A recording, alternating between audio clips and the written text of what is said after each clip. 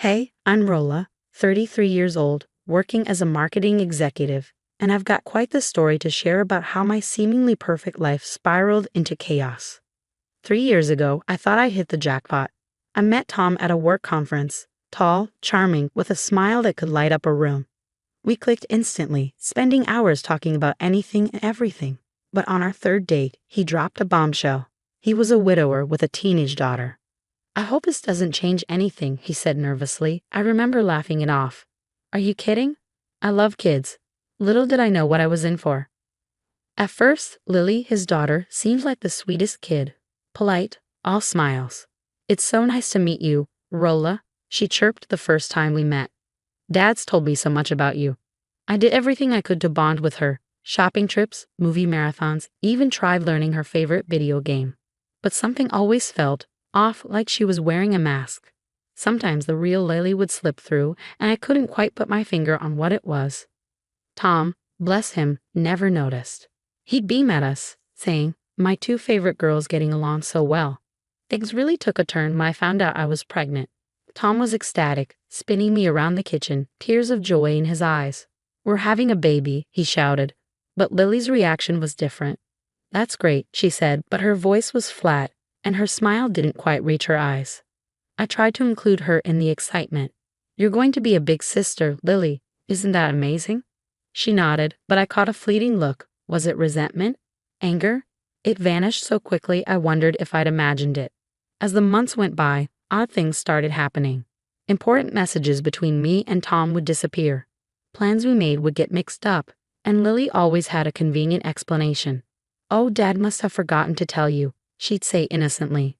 "He's been so busy." Her best friend, Zoe, was the only one who seemed to notice something wasn't right. She'd come over sometimes, and I'd catch her giving Lily these knowing glances. One day, Zoe pulled me aside. "Rolla, you're really cool, you know? Lily's lucky to have you as a stepmom." It was a small comment, but it meant the world to me. At least someone appreciated my efforts. As my due date got closer, the tension in the house became unbearable. Tom was constantly torn between me and Lily, and I could feel myself being pushed to the sidelines. One night, I finally said, "Tom, we need to talk about Lily." He sighed, rubbing his temples. "Rolla, please. She's just adjusting. It's a big change for her." But I couldn't shake the feeling that something was seriously wrong. The sweet girl I first met was gone, replaced by someone who watched me with cold, calculating eyes. By this point, I was juggling work, preparing for maternity leave, and dealing with the increasing strain at home. One morning, I woke up to find Lily in the kitchen making breakfast. "Morning, Rolla. I made your favorite, blueberry pancakes." I smiled, touched by the gesture. "Thanks, Lily, that's so sweet of you." But as I sat down, I noticed Tom frowning at his phone. "Rolla, did you forget to send me the doctor's appointment details?" I blinked, confused. "No, I texted you yesterday." Lily quickly chimed in. "Oh, Dad, remember? Your phone was acting up yesterday. Maybe the message didn't come through." This became a pattern. Important messages vanishing, plans falling apart, and Lily always had a perfectly timed explanation. I couldn't shake the feeling that something was wrong at work. In the break room one day, I overheard hushed whispers. "Did you hear about Tom's new wife? Apparently she's just after his money." My heart sank. Later, I confronted my coworker Lisa. "Where did you hear that?" I asked, trying to keep my voice steady. She looked uncomfortable, fidgeting with her coffee cup. "Oh, I think Lily mentioned something at her school bake sale, but I'm sure it's just teenage gossip." My stomach turned. Lily was spreading rumors about me. I needed to talk to someone who would understand. I called my sister, Elena. "Elle, I don't know what to do," I said, my voice breaking. "It's like Lily's trying to push me out of the family." Elena's voice was sympathetic but firm.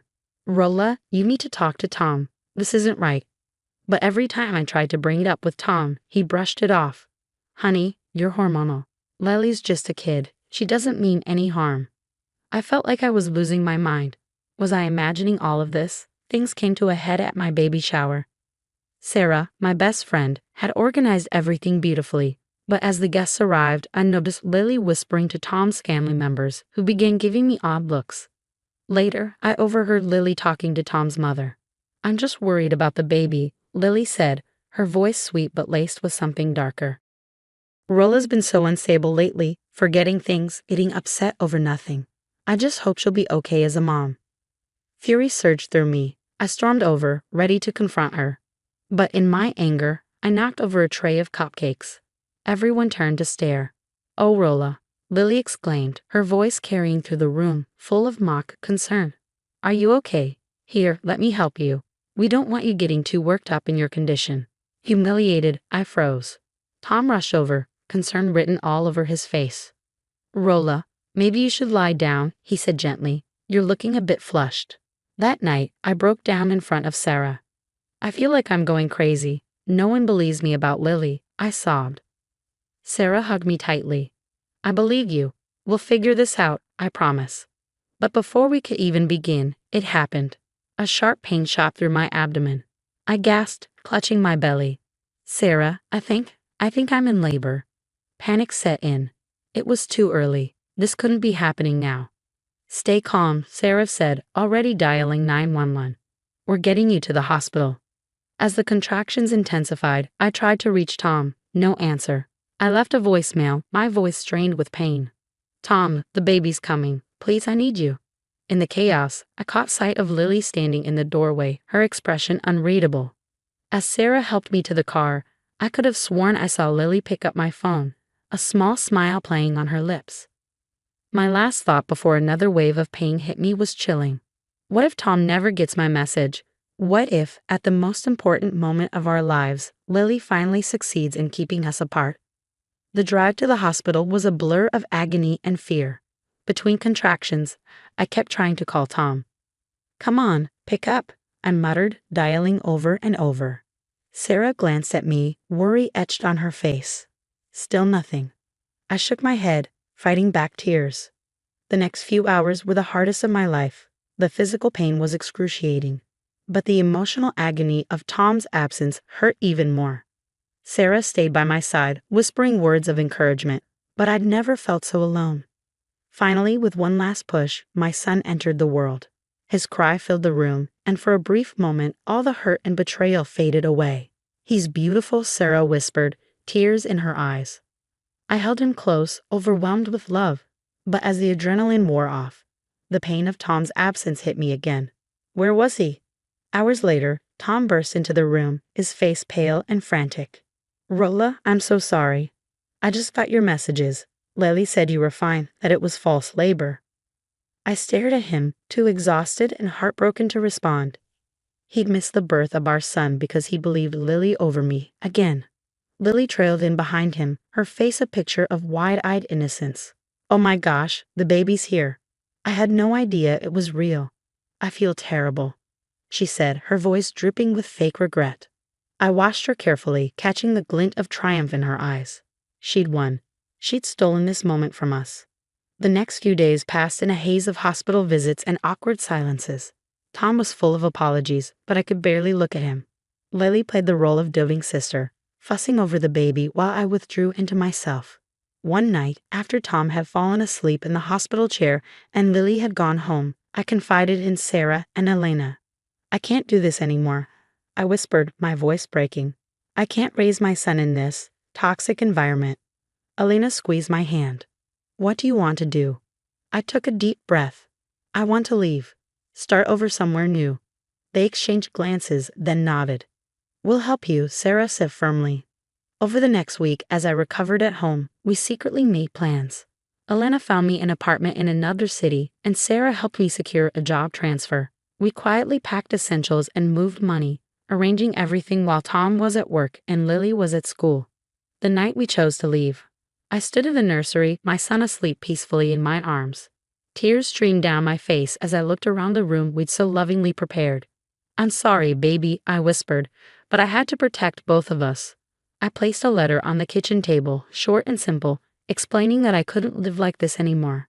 I told Tom he had to make a choice, his daughter or his son, and that I'd be in touch when I was ready. As Sarah's car pulled up outside, I took one last look at the house. Despite everything, a part of me still loved Tom. But sometimes, love just isn't enough. With my son in my arms and my heart in pieces, I walked out the door, ready to start a new chapter. One where we wouldn't be manipulated, gaslit, or pushed aside. one where we could finally be happy. As we drove away, I whispered to my sleeping son, "It's just you and me now, little one. But we're going to be okay, I promise." The next morning, I woke up to my son's cries, the unfamiliar surroundings of our new apartment momentarily disorienting me. As I fed him, my phone buzzed nonstop. Tom had discovered we were gone. His voicemails ranged from confused to desperate. "Rolla, where are you? What's going on? Please call me back." I ignored them all, focusing on settling into our new life. But I couldn't help wondering about the chaos I'd left behind. Back at our old house, Tom was falling apart. Lily, thinking she had won, couldn't hide her smug smile. "Dad, maybe it's for the best," she said. She was always causing problems. But her victory was short-lived. Zoe, unable to bear the guilt any longer, showed up at their door. "Mr. Walker, there's something you need to know," she said, her voice shaking. For the next hour, Zoe spilled everything. The deleted messages, the rumors, Lily's deliberate attempts to sabotage our relationship. She even had screenshots of Lily bragging about her schemes. Tom listened, his face growing paler with each revelation. When Zoe finished, he turned to Lily, his voice barely a whisper. "Is this true?" Lily's facade crumbled. Tears streamed down her face as she shouted, "You were supposed to choose me and Mom, not some replacement." The argument that followed was explosive. Years of pent-up resentment and manipulation came pouring out. In the end, Lily broke down completely, admitting to everything. Tom was devastated. He realized he had lost his wife and newborn son because he had been blind to his daughter's actions. Desperate, he tried everything to find us. Private investigators, social media posts, even contacting our old friends. But I had covered my tracks well. Meanwhile, I was rebuilding my life. My new job was challenging but rewarding. I made new friends and joined a single mom support group. Slowly, I began to heal. About 6 months after I left, a letter arrived.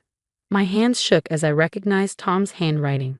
He poured his heart out, explaining everything Zoe had revealed and how he had confronted Lily. He wrote about enrolling her in intensive therapy and how they were now in family counseling together. "I failed you, Rolla," he wrote. "I failed our son. I was blind and stubborn, and I'll regret that for the rest of my life. I'm not asking for forgiveness. I don't deserve it. But please, if you can, give me a chance to make amends. To be a father to our boy. I'll respect whatever boundaries you set. I miss you both so much." I sat there, tears falling onto the paper, conflicted. Part of me wanted to forgive him, to give our family another chance. But another part, the stronger part, remembered the pain, the gaslighting, the betrayal.